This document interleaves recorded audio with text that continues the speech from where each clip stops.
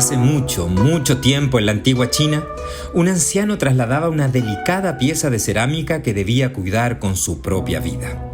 Sin embargo, en su recorrido el anciano tropezó y la pieza cayó al suelo. El golpe la quebró en 7 partes. Cada una de ellas formaba una perfecta figura geométrica. El anciano, desesperado, intentó reparar la pieza, pero de pronto descubrió que con los fragmentos podía componer una infinidad de formas nuevas. Así nació el juego del Tangram, la tabla de la sabiduría.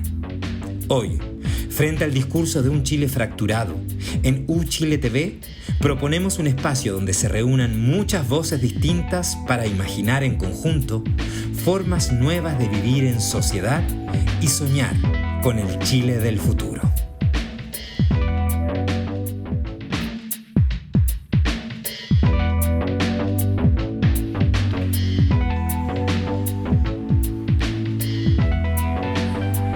Buenas noches, soy Yana Levin y les doy la bienvenida a Tangram, un programa original de UChile TV, donde analizamos las fracturas o grietas de la sociedad chilena para buscar maneras de recomponer las piezas, buscar miradas colectivas y hacer un nuevo mapa de la sociedad.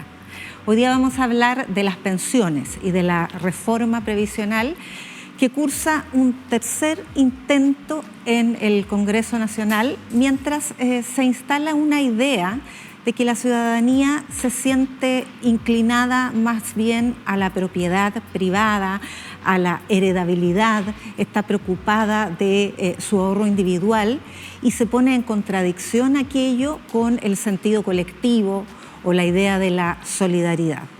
Sin embargo, hace unos días, una encuesta de Espacio Público e Ipsos nos reveló que un 54% de la ciudadanía está a favor de algún componente colectivo y solidario para el 6% adicional de cotizaciones que se va a establecer en la reforma de pensiones. En general, según el estudio, la ciudadanía tiene poca información de los detalles de la reforma que se debate en el Congreso, pero lo que sí tiene claro es su anhelo de que envejecer no sea sinónimo de empobrecer. Nos acompañan para analizar esto hoy día grandes invitados: Recaredo Gálvez, de la Fundación Sol, administrador público. Buenas noches, Recaredo. Buenas noches, John. Alejandro Mico, doctor en Economía, ex subsecretario de Hacienda. ¿Alguna vez subrogaste, no? Alguna vez subrogué.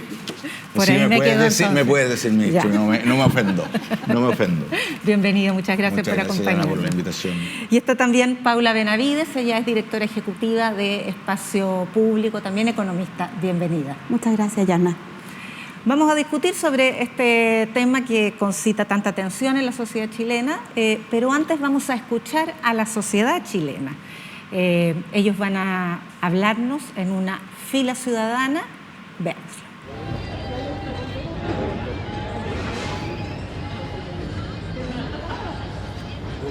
Bueno, acabo de jubilarme en estos momentos.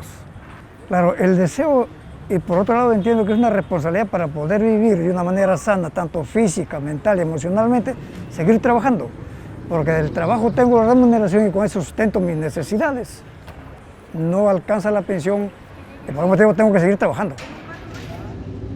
Todos los que nos pensionamos tenemos que volver a seguir trabajando por lo mismo, porque no nos alcanza. Ahora, con respecto a lo que se va a reformar, que se dice, va a ser, yo creo que como lo mismo. O sea, vamos a cambiar peras por manzanas, no sé, o peras por peras, no sé, pero la verdad que no le veo mayor que se vaya a arreglar esto. En este país va a ser muy difícil. Sí, me faltan 2 años para jubilar.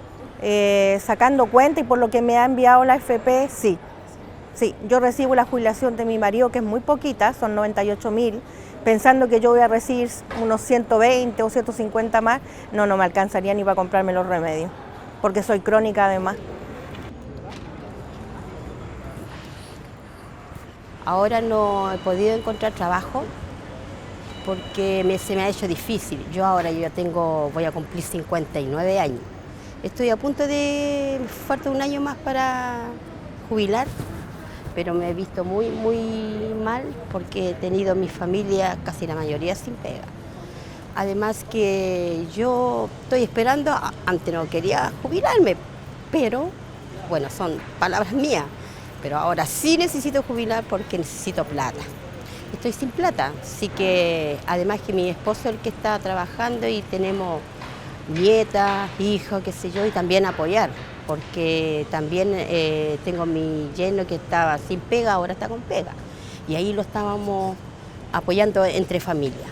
Pero para mí, ahora quiero jubilarme y en parte de la jubilación es pensar, no sé de qué se va a tratar realmente.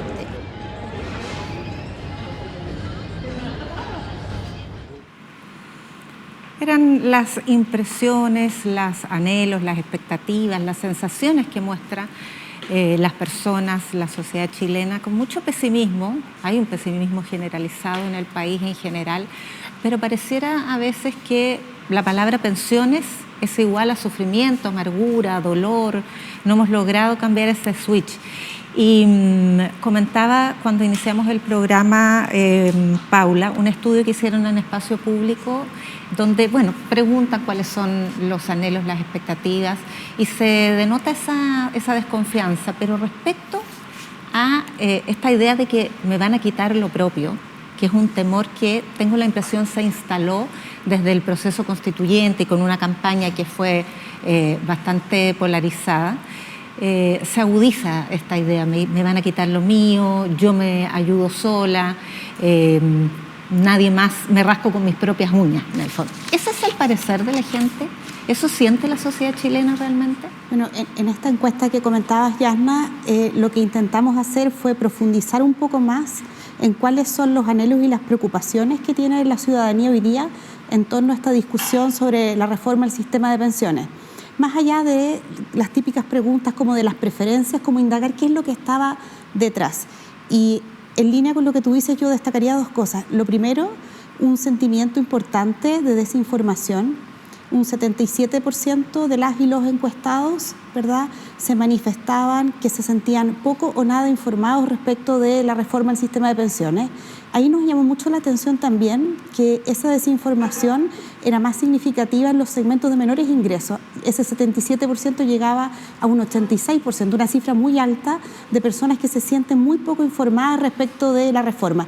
Tiene que ver, siento yo, eso también con todo este ruido, este debate que ha estado mezclando muchos temas, ¿verdad?, más que ir a los temas de fondo de pensiones, herencias, retiros, autopréstamos, etcétera.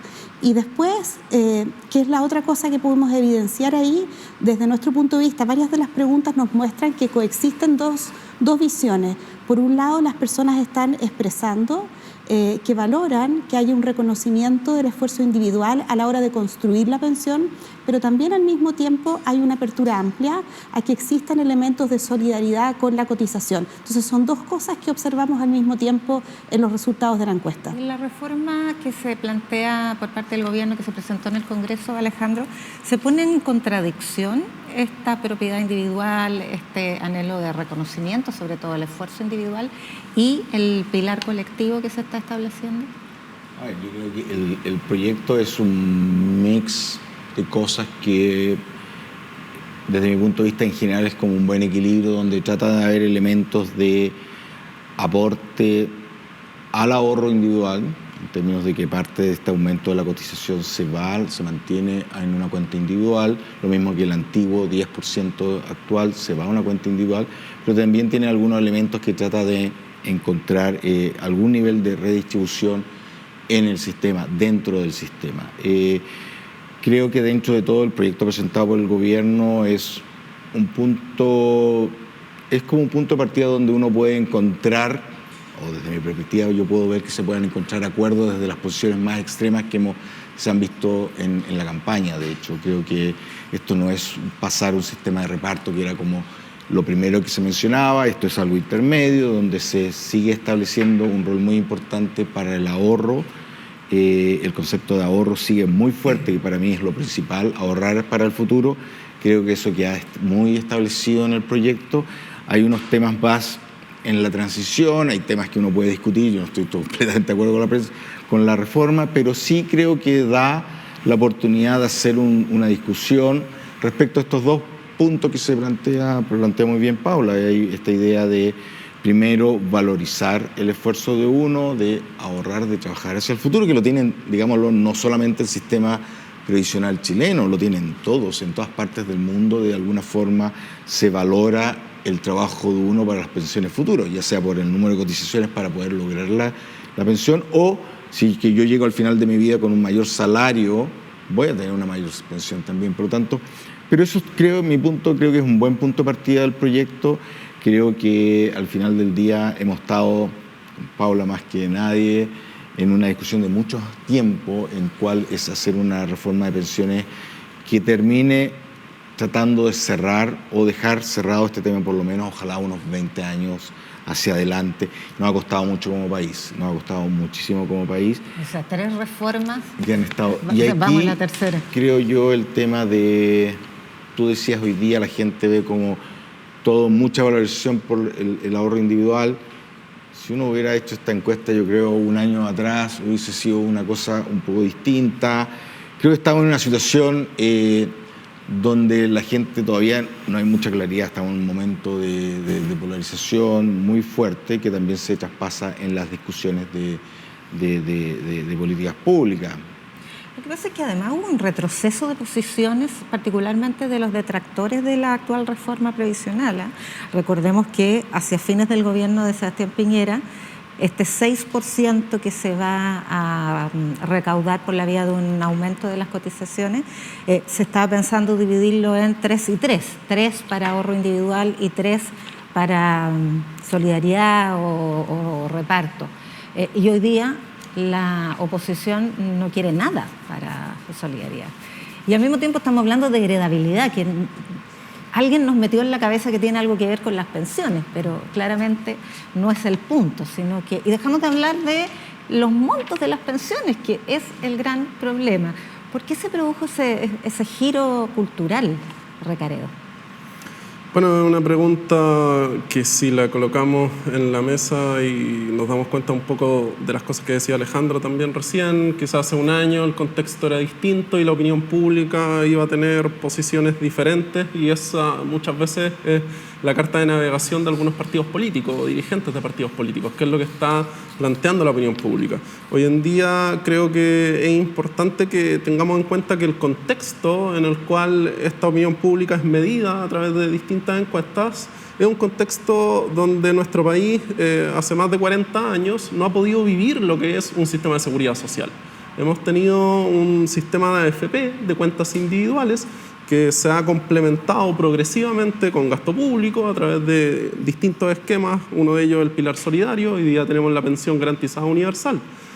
Pero en estricto rigor, cuando nos preguntamos por qué entonces para las personas es tan valioso este aspecto del ahorro previsional, la cuenta individual, es porque en muchos casos para estas personas este es uno de los pocos elementos que consideran de su propiedad, ¿verdad? Entonces, en un país de ingresos bajos, en un país donde la última década hemos estado viendo pensiones que son bajísimas, claramente sentir el despojo de algo que se considera un derecho, que es esta cuenta individual, podría en cierta medida entenderse como una resistencia a un cambio.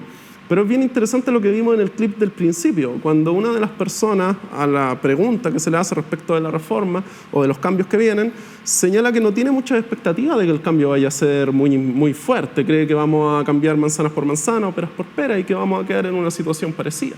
Entonces ahí tenemos que preguntarnos realmente si es que el problema es hacer un cambio a un sistema que cumpla el objetivo de pagar buenas pensiones, o realmente el problema es que la opinión pública quiere una cosa o quiere otra. Yo creo que en este caso es importante, ya también lo mencionó Paula, el tema de la educación, conocer cómo se conforman los esquemas previsionales en distintos países del mundo y cómo podría operar un esquema que progresivamente garantice en Chile pensiones suficientes. Porque otro de los elementos que podemos desprender del clip, una persona decía al final, yo no tengo claro cuál va a ser la pensión que voy a recibir, ¿verdad? Yo no sé cuál va a ser el resultado de estos años de cotización, de esfuerzo, de trabajo al momento de pensionarme. Y ahí hay un tema que es clave en la seguridad social, que es que los beneficios pueden ser beneficios definidos. Es decir, tú puedes tener claro que por lo menos exista una base que se construya a partir ya sea del gasto público, a partir de las cotizaciones de empleadores, de trabajadores, donde tú sepas que a tantos años cotizados tú vas a obtener por lo menos un monto que esté definido como pensión, que va a ser la tasa de reemplazo, es decir, el porcentaje que va a representar tu pensión del promedio de tus últimas remuneraciones. Hoy día hay un sistema que funciona muy parecido a esto. Yo me imagino que la gran cantidad de la población lo conoce y tiene claro cómo funciona, que es el sistema de las Fuerzas Armadas y de Orden, que es distinto al esquema de la AFP y que las Fuerzas Armadas y de Orden también resistieron modificar cuando se implementó la reforma que fundó este modelo de cuentas individuales. Entonces yo creo que, por un lado, hoy día estamos en una situación que puede ser tramposa porque, a partir de lo que tú decías, tenemos una oposición que probablemente hoy día dice no al 6% para un esquema que permita mejorar las pensiones a través de mecanismos parecidos al reparto.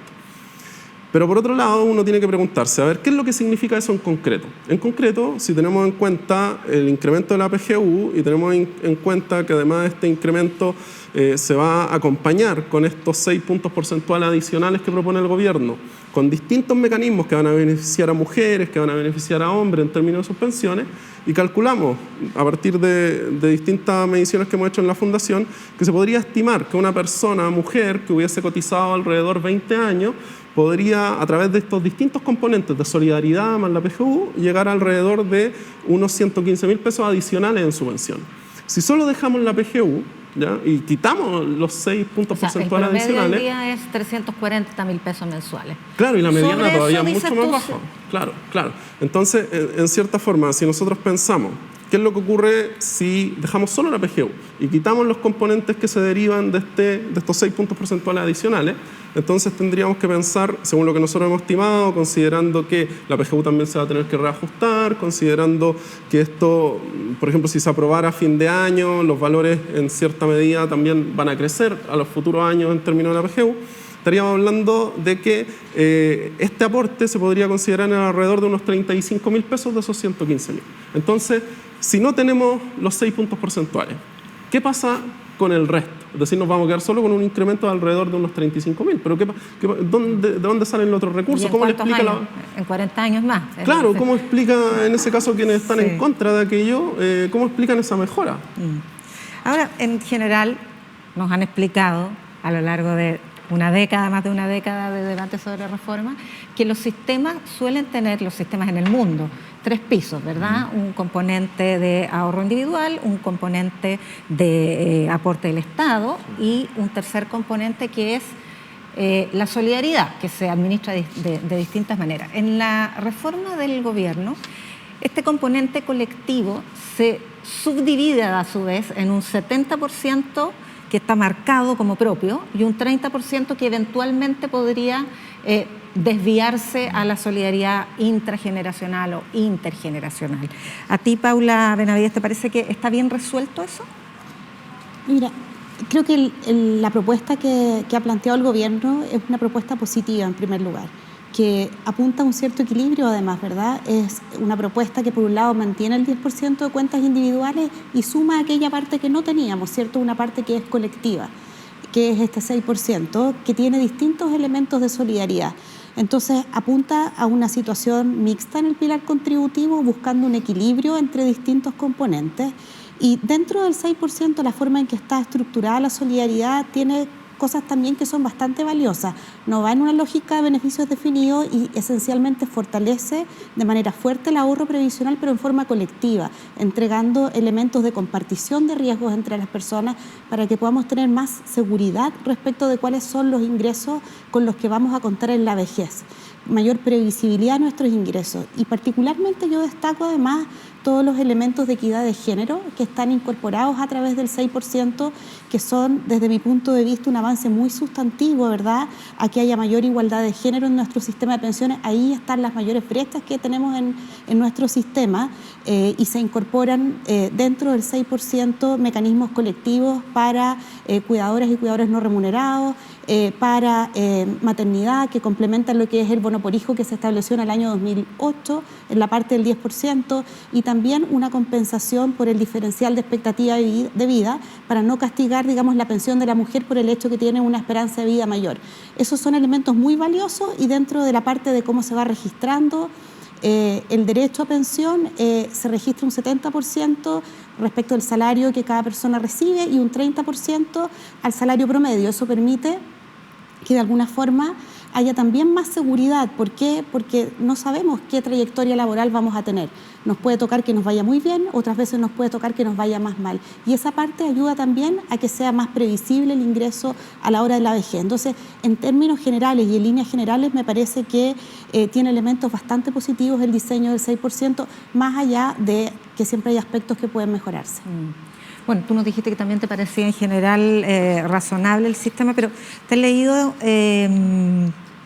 Creo que saldría una buena discusión, era un buen marco de comienzo que ayudaba a hacer una discusión. Me parece que dentro de los márgenes de la misma propuesta, creo que perfectamente hay muchas cosas que uno puede valorar, por ejemplo, esta cosa de ciertos apoyos, ciertos grupos. En particular, yo creo que la solidaridad intrageneracional de que estábamos hablando, esto que si yo en un momento gano 100 y otro, supongamos que ganara $1, ok, 70% de esos 100 pesos que van al ahorro van para mí, los otros 30 se van a ir mitimota entre yo y la otra persona. Creo que son cosas, elementos que ayudan. Pero yo quiero partir sí diciendo algunas cosas. Se habla de solidaridad. El sistema tiene una componente de solidaridad enorme, ya. Hoy día las pensiones de la gente, cuando la mayoría viene de apoyos del Estado directamente, que vienen de impuestos generales, y los impuestos generales es algo que todos los chilenos pagamos. Por lo tanto, el sistema ya tiene elementos de solidaridad, por lo tanto, y sobre todo desde el último aumento de la PGU que se hizo a finales del gobierno de Piñera a 200.000 pesos y ahora subirla a 250.000, es una cantidad de dinero gigantesco que para mucha de la gente va a ser la mayor cantidad de la pensión futura. Por lo tanto, el sistema ya tiene una componente solidaria muy fuerte. Creo que hay otros elementos que hay que mejorar, que estoy de acuerdo. Pero el de género, por ejemplo, no se toca. El de género no se toca, pero ojo que el proyecto anterior tenía algunos elementos. Estoy de acuerdo de hacerlo, eso creo que son partes más del detalle de la discusión. Yo creo que nadie está con esta idea de hacer aportes para evitar diferencias de pensiones por la expectativa de vida. Eso yo creo que hay relativamente consenso. Yo creo que por ahí no viene tanto el tema. Yo creo que hay dos temas que para mí son importantes meter en la discusión, que igual apareció en las notas. En la fila ciudadana. En la fila ciudadana. Ojo que somos un país donde el tema de pensiones se arrastra de otro tema también, que cuando venía esta persona y nos decía, oye, necesito plata y voy a pensionarme para tener la plata, tú dices, wow, quiero usar el sistema de pensiones para resolver un tema de que la persona estaba cesante. El marido o su no sé si era su hijo o el nuero, no sé cómo se dice, el yerno, fue el yerno, había quedado cesante. Entonces estábamos mezclando. Yo creo que hay un tema que es muy importante. Las reformas tienen que tener foco, tienen que estar en un contexto, pero tienen que tener foco. Yo no, con la reforma de pensiones no puedo arreglar toda la problemática que tiene la ciudadanía hoy día de desigualdad en los ingresos por salarios, por educación distintos, porque tenemos niveles de cesantía grandes, porque tenemos niveles de informalidad grandes. Tengo que tratar de paliarlo, así, de mejorarlos para que sean lo menos perjudiciales para la gente que lo vivió en su vida, ¿ok? Pero sí creo que tenemos que ir viendo las reformas por parte y en su mérito. Yo creo que el sistema de pensiones hoy día actual, como lo dice el mismo profesor Joseph Ramos, dice, ¿saben qué? Ya da un nivel para mucha gente de una tasa de reemplazo más alta que en la OCDE. Entonces lo que tenemos, creo yo, es ver bien en detalle de qué forma podemos hacer mejoras al actual sistema de pensiones, que obviamente requiere mejoras, pero tomando en cuenta que esto es una mejora para la parte de pensiones de la población, que no va a resolver todos los problemas de pobreza en la ciudad, en Chile, por desgracia, no.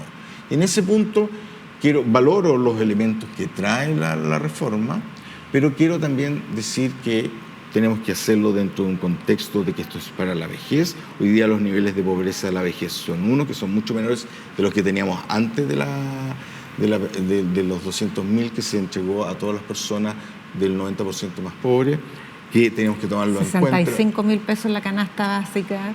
Pero como que disuelve ese reajuste. No, obviamente que se resuelve, pero igual se va ajustando por IPC a través del tiempo. Sí. Ahora mi tema es, eso tenemos que verlo, porque tenemos otras personas bastante desprolijas, porque aquí tú me hablabas, oye, una pensión digna. Obviamente yo quiero una pensión digna para todos y pondría más plata del Estado en esto, o le subiría más los impuestos para tener la mejor pensión. Pero sabes que con eso me generó otro problemita. Hay muchas presiones que enfrentan. Hay otras presiones. No, primero las presiones, porque aquí yo quiero decir que no, por muchos temas, y déjame terminar un temita, por muchos temas no hemos olvidado que por meter mucha plata en esta parte hemos dejado personas mucho más desprotegidas afuera. Los 800.000, 600.000 personas que no tienen casa es una vergüenza. Para mí eso es una gran vergüenza, y para mí desde ese punto, y cuando yo subo los impuestos, quiero tomar que ese punto porque se abra. Tenemos que ir a una pausa. Vaya a la pausa y yo me voy a quedar sentado acá. Te juro que te devuelvo el micrófono. Con Paula Benavides, Alejandro Mico, Recaredo Galvez. Volvemos enseguida.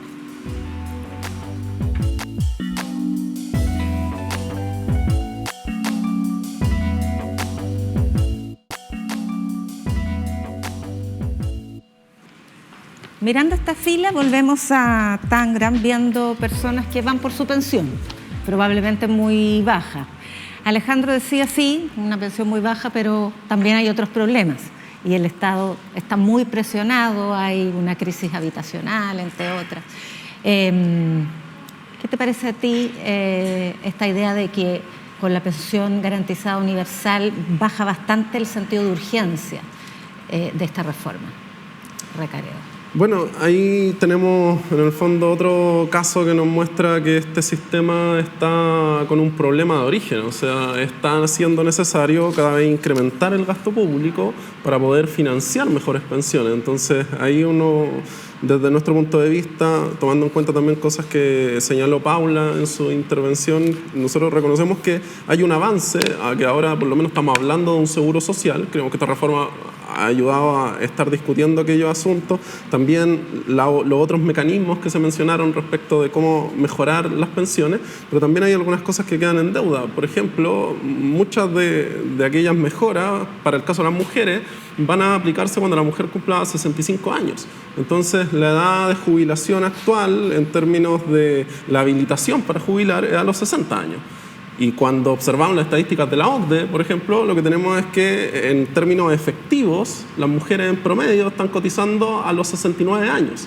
Entonces, en ese sentido, cuando miramos ese dato que nos dice realmente a qué edad están jubilando las mujeres, uno inmediatamente puede entender de que hay un problema con el mismo diseño del sistema. Es decir, tanto los beneficios que las mujeres podrían obtener al momento de jubilarse a la edad legal de habilitación, que son los 60 años, como los que además puede obtener al cumplir los 65, no están siendo suficientes. Por eso se está postergando la edad de jubilación.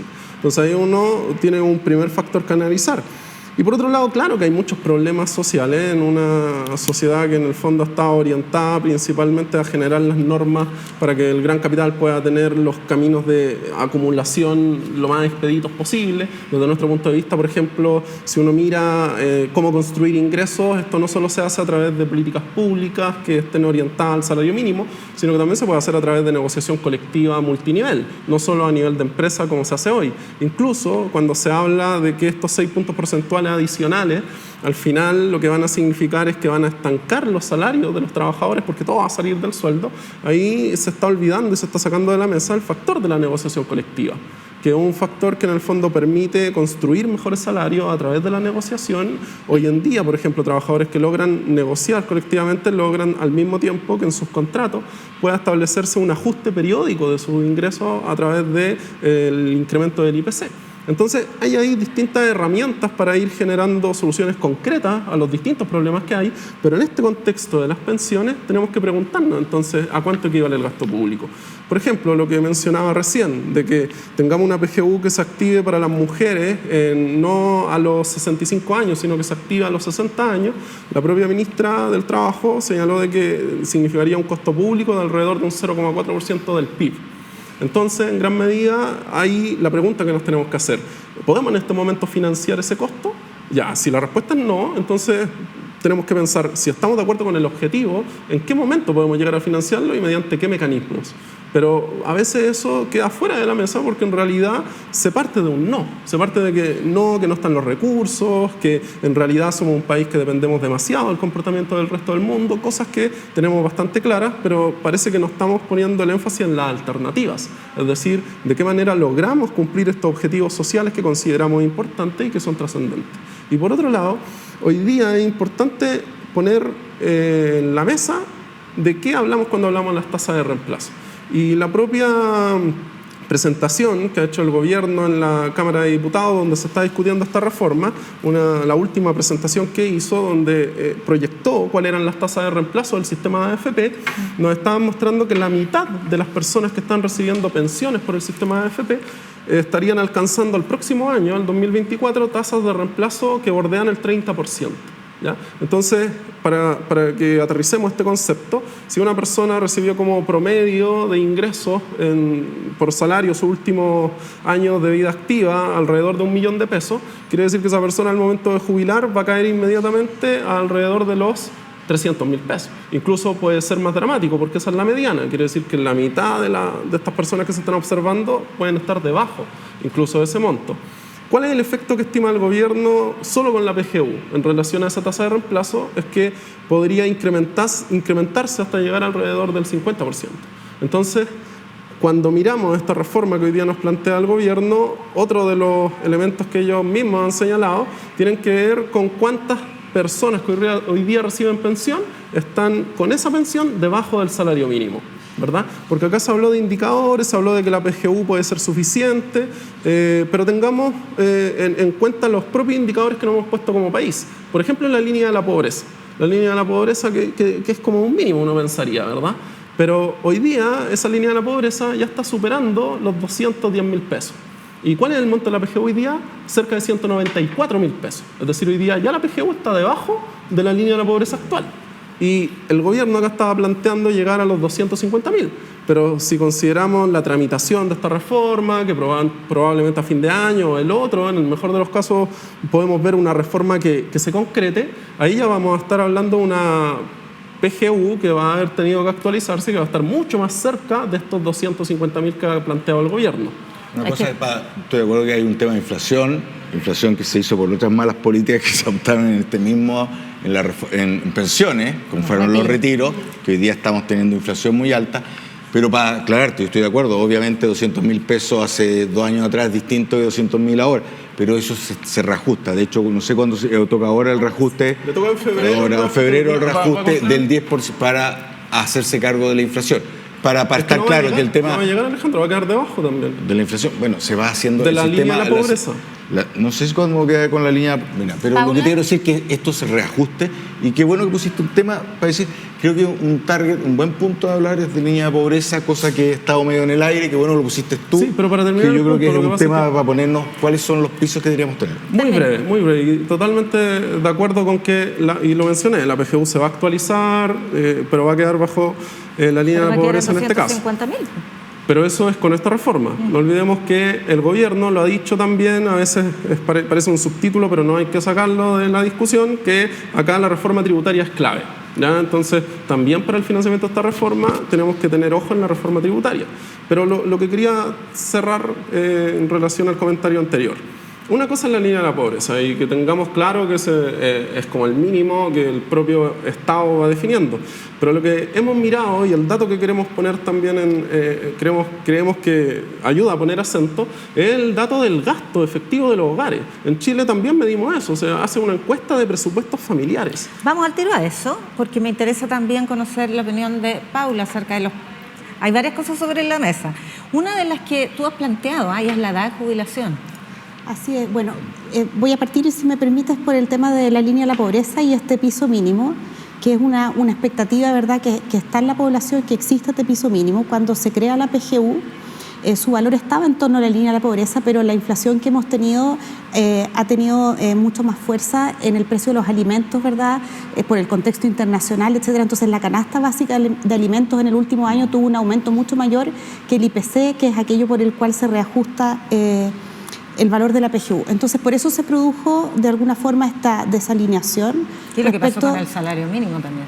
Claro, de la línea y nunca se notó. De la línea de la pobreza, pero en la medida en que se apruebe una reforma que incremente aún más la PGU, va a quedar por sobre ese valor que debiese ser como un objetivo. Pero creo que lo esencial en eso, y también respecto de los pilares contributivos, es que yo creo que estamos todos de acuerdo. Veíamos al inicio, digamos, los planteamientos de las personas en que es necesario aumentar los montos de las pensiones, mejorar las tasas de reemplazo, pero al mismo tiempo se necesita sostenibilidad.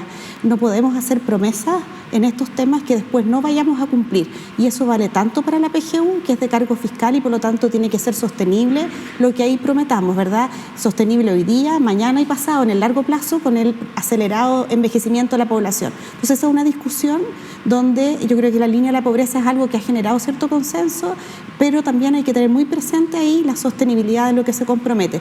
Y en el pilar contributivo, ¿verdad?, aplica lo mismo. Cuando tenemos un seguro social también, aquello que prometemos tiene que ser sostenible, y ahí solo quiero resaltar un elemento vinculando con algo que mencionaba Alejandro antes, que tenemos solidaridad con la PGU, es cierto, y es un componente sustantivo de nuestro sistema hoy día que está dando este piso para las personas. Pero también es importante la solidaridad en el pilar contributivo. ¿Por qué? Porque apuntan a distintos objetivos del sistema de pensiones. La solidaridad de la PGU apunta a aliviar la pobreza, a dar seguridad en eso.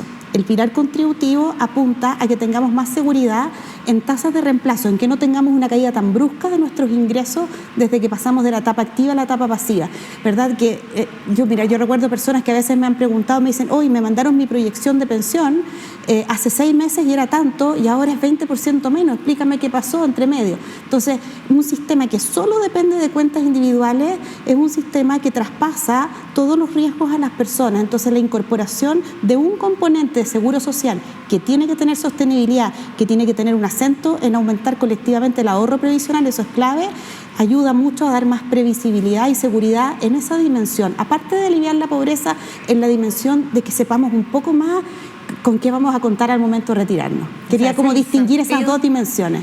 Sí, porque ese es el sentido de la seguridad social, pues eso es el concepto, ¿no? Yo en ese punto estoy súper de acuerdo, pero hay formas de hacerlo. De hecho, la reforma tiene un componente que yo creo que nadie discute, ni desde la más derecha a la más izquierda discute esta idea, ok, sabes que quizás después de hablar de tanto multifondo, hablemos de fondos de generaciones, para que lo que estaba planteando Paula, los vaivenes que yo tenía, oye, sabes que justo hace 2 meses me pensaba jubilar y ahora no me jubilo porque la bolsa le fue, la renta fija le fue muy mal hoy día. Ese tema se puede arreglar de otra forma, y que el sistema lo plantea de una forma con hacer distintos fondos de inversión, que es parte, yo igual creo que cierto grado de solidaridad tiene. Ojo que hay un piso ahí que ayuda siempre para la volatilidad.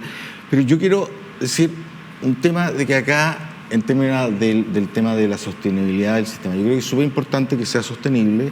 Creo que tal cual como el proyecto lo ha planteado, y la edad de retiro juega un rol en eso. La edad de retiro juega un muy grande. Y yo aquí en este punto, ¿cuál es el objetivo? Si queremos como país que se jubile a los 60 o los 65, yo no estoy en el gobierno ahora, así que lo puedo decir perfectamente, creo que es mejor que tuviésemos un piso 65 para todos, como la mayoría de los países de OCDE están y se están moviendo. Por lo tanto, creo que es... Pero el costo político... El costo político nadie se ha atrevido a abordarlo. Creo que es difícil. Ahora, en la práctica nadie se jubila a los 60 años. Hay gente que se jubila, y lo que se ha planteado es empezar a hacer este tipo de incentivos. El proyecto igual, y esto ya venía dando vueltas hace mucho tiempo, el proyecto que nos tocó, estuvimos en el gobierno juntos, entonces habían incentivos para seguir cotizando, porque de esa forma el beneficio posterior te ayudaba. Hay incentivos para ir avanzando hacia allá, que creo que es súper importante. Y lo otro, hacer las cosas gradualmente, sí. porque al menos digo yo que quienes están entrando al mercado laboral hoy día, los jóvenes, con todos los aumentos de esperanza de vida que hemos tenido, tengan una señal, ¿verdad?, de que la edad de retiro va a ser distinta. O sea, la mayoría de los países que implementan procesos de modificación de la edad de retiro no lo hacen para el que está justo a punto de pensionarse y le cambian las reglas del juego un mes antes de que se vaya a jubilar, ¿cierto? Pero para las generaciones más jóvenes, un poco antes, se hacen aumentos pequeñitos y son cambios que se van introduciendo así paulatina y gradualmente dentro del sistema. Pero como que hasta ahora son discusiones, como tú decías, quizás por costos políticos que ni siquiera se han podido dar, pero que todos los países OCDE lo han abordado de alguna manera, porque si no, no cuadra la ecuación para ir haciendo sostenible en el tiempo, sobre todo que Chile es uno de los países que tiene un proceso más acelerado de envejecimiento dentro de la región, y de otra forma, si no, no va a ser posible. Sí, déjame plantear ahí un tema de, quizás moviendo un poquito de la solidaridad. Yo creo que es un tema que haber solidaridad, pero hay cosas que en el proyecto yo no entiendo muy bien en términos de la solidaridad. Hoy día tenemos una pensión básica, la PGU garantizada hasta el 90%, en teoría, pero discutamos hasta el 90%. No entiendo cuál es el sentido de subirla al 100%, cuando eso es de las platas que va a inyectar el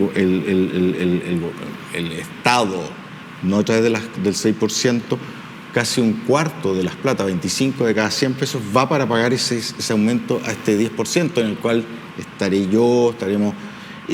Cuando uno dice, oye, ¿qué sentido tiene que me llegue esta plata a mí ahora, cuando es un montón de plata, cuando tenemos un país extremadamente desigual, cuando tenemos, dejo volver a insistir, campamentos donde no tienen agua potable, donde no tienen alcantarillado, y vamos a gastar 25 pesos de los 100 que pone el Estado en eso? Yo sé que hay temas que creo que no debiésemos hacerlo. Quizás si uno quisiera atender mucho más adelante, cuando tuviera un país más igualitario, lo acepto, creo que es bueno, pero hoy día ese tipo de cosas creo que no ayuda. Lo mismo quiero decir que hay que ir por parte, hay más gente que requiere más apoyo que otra. El tema, por ejemplo, las personas que tienen lagunas más altas porque se hacen cargo de personas de tercera edad, ok, se le pueden poner seguro o beneficios de ese, pero creo que la focalización, que en algunas cosas la tiene obviamente la reforma, pero en otras, como lo que estoy es aumentar al 100% esta PGU, creo que hay que volver a ponerlo sobre el tapete, sobre la mesa. Seguimos siendo un país extremadamente desigual y la verdad quiero insistir, a mí me da vergüenza en un país donde habíamos logrado sacar los campamentos, casi todos, llegar a tener nuevamente 600.000 personas sin alcantarillado, sin agua potable, es una vergüenza. Hubo una pandemia, hay una crisis migratoria. Pero en parte, pero ojo, que había 600.000 seguimos siendo igual de ricos en términos per cápita de lo que éramos previo a la pandemia. Somos igual de ricos que hace, inclusive más. Si yo me voy 10 años para atrás, el per cápita de Chile hoy día es mayor que el que había hace 10 años. Y hace 10 años no teníamos campamentos. Y en el per cápita están los inmigrantes.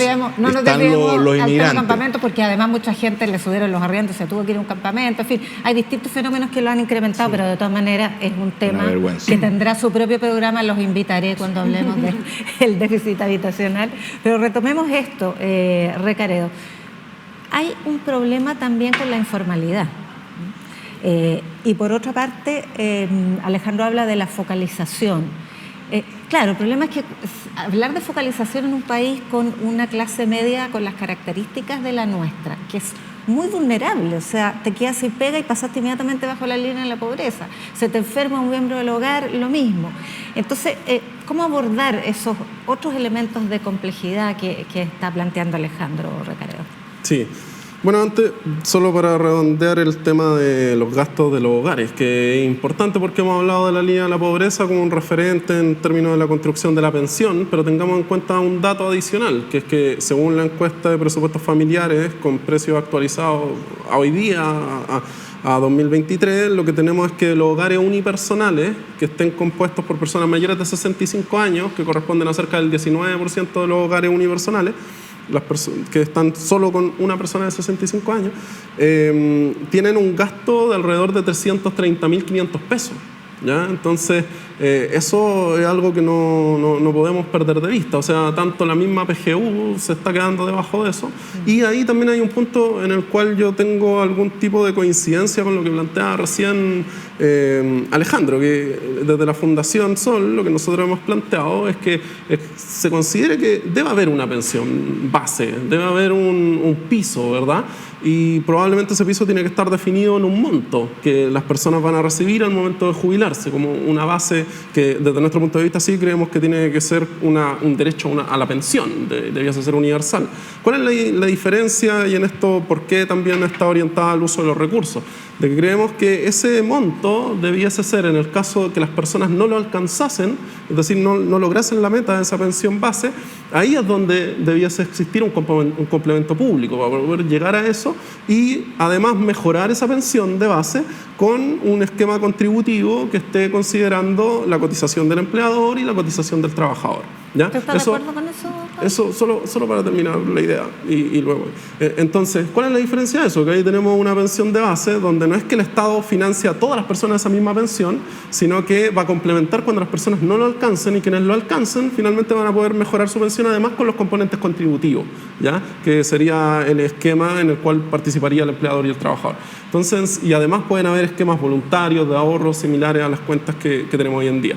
Entonces, solo porque también se han dicho varias cosas y no quiero dejar de comentar algunas. Acá, por ejemplo, se puso el centro en la solidaridad en función del gasto público a través de lo que fue el Pilar Solidario o lo que es hoy día la PGU. Pero también tenemos que considerar que gran parte de ese gasto público proviene, por lo menos más del 40% alrededor del impuesto al valor agregado, en términos de cómo se financian las arcas fiscales. Entonces, en ese sentido, también ahí uno puede pensar, bueno, si seguimos pensando la solidaridad solo desde ese punto de vista, sin el aporte de los empleadores, que hoy día los empleadores para la pensión de vejez aportan cero, claramente que nos vamos a seguir quedando cortos y vamos a seguir financiando solidaridad con los recursos y de los bolsillos de todos los trabajadores. Un minuto para Paula, porque son demasiados los temas que han abarcado, así que agarra tú el que te parezca. Solo para redondear lo que estábamos conversando respecto de la PGU, que cuando miramos la experiencia internacional, muchos países usan estas pensiones base, ¿verdad? En niveles que están relacionados también o asociados a los niveles de ingresos de cada país. Chile, con los montos de PGU a los que estamos llegando, está quedando relativo a los ingresos promedios por sobre los países OCDE, ¿no? Entonces creo que ahí lo que plantea también Alejandro respecto de la mirada de es el momento para incrementar al 10% de mayores ingresos, porque ahí ya no estamos hablando de la clase media, sino que de excluir o no al segmento de 10% mayor ingreso, creo que es un tema que debiese analizarse. ¿Por qué? Porque al mismo tiempo tenemos un montón de otras necesidades urgentes. Por ejemplo, poder empezar a cimentar o instalar un sistema de cuidados, que es una cosa imperiosa, y uno pone la balanza. Cuando los recursos son limitados hoy día, ¿tiene sentido hoy día la PGU ampliarla al 10% más rico o empezar a abordar otras necesidades urgentes? Creo que es algo que debiera debatirse. Con Paula Benavides, Alejandro Mico, Recaredo Galvez, vamos a ir a una pequeñita pausa para volver a hablar sobre pensiones.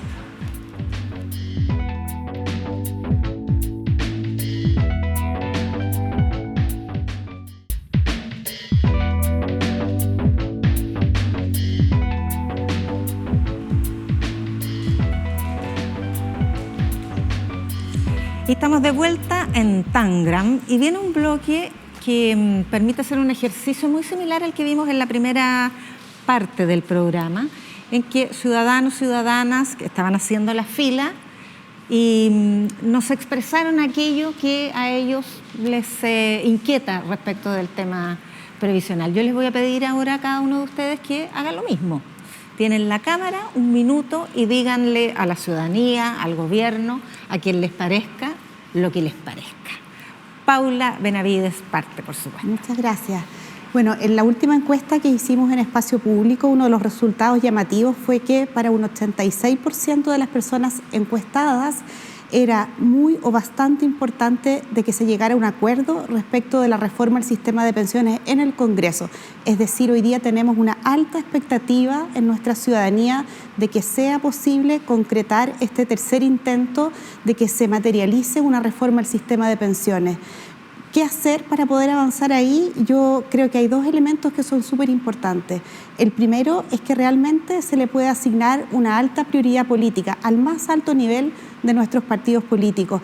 Tenemos el precedente de los acuerdos que se lograron recientemente para continuar con el proceso constituyente. Es posible, cuando hay prioridad política, hay voluntad, se pueden generar acuerdos para construir los consensos necesarios. Y lo segundo es que podamos mejorar la calidad de nuestro debate, entregar más y mejor información a la población para que así los distintos elementos de una reforma puedan llegar de manera más fácil. Es fundamental que las reformas de pensiones, que son un componente sustantivo de nuestro pacto que tenemos como sociedad, tengan legitimidad social. Y creo que la tarea más importante hoy día, todas las diferencias y distintos aspectos se pueden mejorar, es que se llegue a un acuerdo en materia de pensiones. Esta es una esperanza que tiene que concretarse y no una frustración que venga a acumularse en un tercer intento. Creo que ahí está el mayor desafío. Muchas gracias, Paula. Vamos ahora con la fila ciudadana de Alejandro Mico. Muy de acuerdo con Paula en términos de que creo que es importante ir cerrando el tema de las pensiones. Esta es la tercera, ojalá que sea la vencida. Creo que es tanto por la población, por los pensionados del país, es muy importante cerrar este tema, pero también para lo que estamos viendo como país. Hay hoy día muchas cosas abiertas. Vamos en un proceso constitucional, estamos en una reforma tributaria y estamos en el tema previsional. Es importante ir cerrando temas. Y este es un tema que es muy importante, que es muy sentido por la población y que creo que sería un gran avance que lográramos hacerlo. No va a ser fácil. Hay muchos temas sobre la mesa, es una reforma muy compleja. A mí lo que me gustaría sí decir que hay algunos elementos que creo que son fundamentales para una buena reforma de pensiones. La primera de ellas es que para tener buenas pensiones tenemos que ahorrar para el futuro. Y ese es un tema que es clave, que al final del día no podemos hacer promesas si no estamos hoy día dejando algo de plata de ahorro para poder cumplir esas promesas. Ese es el primer punto. Segundo, tenemos que tener un sistema que sea aceptado por todos en términos que se vea como algo justo, como un acuerdo social, y ese es un punto que es importante para evitar políticas como la que hemos visto, por ejemplo, el de los retiros, que al final del día generan mucho mal a la población, tanto en el corto como en el largo plazo. Por lo tanto, el tema de que sea aceptado por todos también es muy importante. Y tercero, un buen sistema de pensiones tiene que hacerse también que tiene un impacto muy importante sobre el potencial mercado del trabajo. El mercado de pensiones, las pensiones es como la continuación del mercado del trabajo. Por lo tanto, tenemos que hacer un buen equilibrio, que la reforma de pensiones, de buenas pensiones, pero no haga mella o no le haga un flaco favor al mercado laboral en términos, por ejemplo, de aumentar la informalidad. Creo que son 3 puntos. Creo que la reforma que está puesta sobre la mesa es un buen punto de partida para empezar a conversar. Queda mucha conversación porque todavía hay posiciones muy distintas, pero creo que se puede, con voluntad y pensando en el futuro de Chile, llegar a un acuerdo para tener un sistema de pensiones que dure en los próximos 20 años. Muchas gracias, Alejandro. Su turno, Recaredo Gálvez. Sí. Bueno, primero, hola y muchas gracias a quienes estuvieron viendo este programa. Gran parte de las cosas técnicas ya se han mencionado y la invitación es a poder involucrarse. Aquellas personas que están hoy día en sus hogares y están pensionadas, quizás desde nuestro punto de vista esta reforma se queda a medio camino. Logra avanzar, pero todavía es necesario mucho más. Pero, en cierta manera, lo que vendría a poder mejorar esta reforma son esos ingresos que se están recibiendo por pensión. ¿Se pueden mejorar más? Desde nuestro punto de vista, sí. Y se puede hacer con sostenibilidad financiera y al mismo tiempo también hay que preocuparse de la sostenibilidad política. ¿Qué sostenibilidad política tiene un sistema basado en cuentas individuales como el de la AFP, por ejemplo? Al día de hoy, probablemente muy poca o casi nada. Entonces es importante tener en cuenta que estos factores deben combinarse para que aquellas personas que hoy día están pensionadas puedan realmente gozar de mayor autonomía, puedan decidir realmente hacia dónde orientar sus gastos, cómo vivir su vejez. Y aquellas personas que aún no se han pensionado, pero probablemente están prontas a hacerlo, probablemente están con temor de hacerlo también, esta reforma podría mejorar en ciertos aspectos las pensiones futuras que reciben, solo si mantiene y desarrolla el componente contributivo, es decir, si logramos incorporar mecanismos concretos de solidaridad a través de la cotización de empleadores y a través de la cotización de los trabajadores.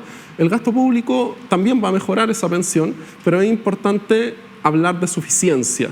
No olvidemos que los hogares unipersonales compuestos por personas mayores de 65 años tienen como gasto una mediana de alrededor de los 330.000 pesos. Entonces, tenemos que buscar los mecanismos para poder llegar a horizontes que sean mucho más completos y que permitan garantizar la suficiencia. Y por último, aquellas personas que quizás están muy lejos de la edad de jubilación y creen que esta no es una discusión que les involucre, el llamado a que sí se involucren, porque claramente si en su hogar hay alguien que hoy día recibe una pensión bajísima o hay alguien que está con temor a jubilar, ese es un problema que el hogar va a tener que resolver. Y probablemente parte de los ingresos de quienes hoy día trabajan y están recibiendo salarios va a tener que ser distribuido entre estos miembros del hogar que reciben pensiones que son bajísimas.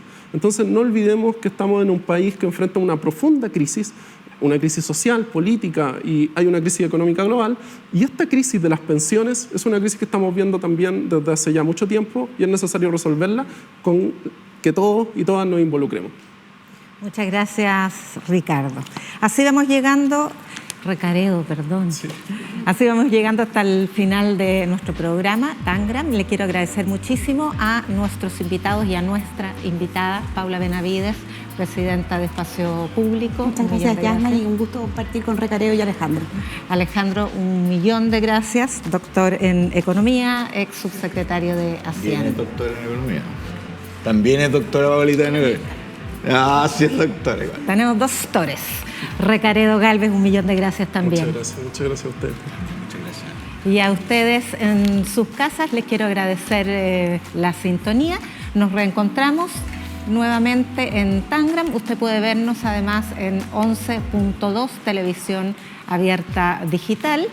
Puede también seguirnos en nuestras redes sociales, @uchiletv, y por cierto en YouTube también @uchiletv, y en la página web www.uchiletv.cl. Que tenga muy buenas noches.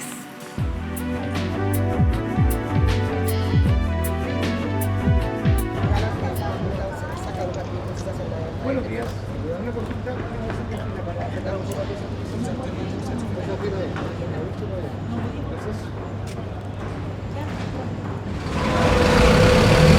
Vale, compadre. Pero te digo al tiro que es mi mejor traería, ¿listo?